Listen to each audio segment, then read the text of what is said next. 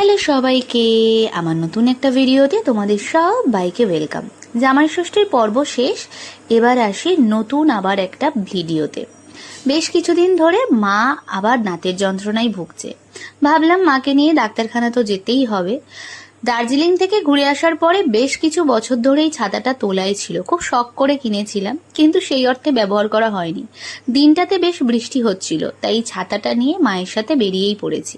যাই হোক, এই সুবাদে এই বর্ষাকালে ছাতাটা তো ইউজ করা হবে।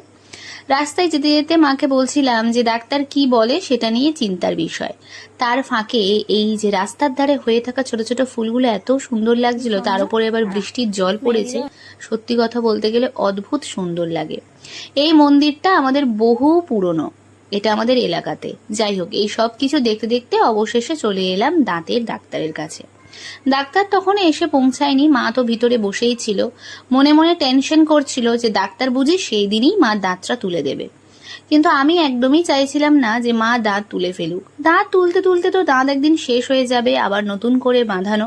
ওই যে নিজের আসল জিনিসটা চলে গেলে যে দুঃখটা হয়। কিন্তু ডাক্তার বলল আরো অনেক সিরিয়াস কথা, সঙ্গে সঙ্গে মাকে করতে হবে ওপিজি। তাই নিয়ে চলে গেলাম একটা ডায়াগনস্টিক সেন্টারে। সেখান থেকে ওপিজি করিয়ে তার স্ক্যান কপি নিয়ে বাড়িতে এলাম। আসার সময় একটু সিঙ্গারা খেলাম। চলো।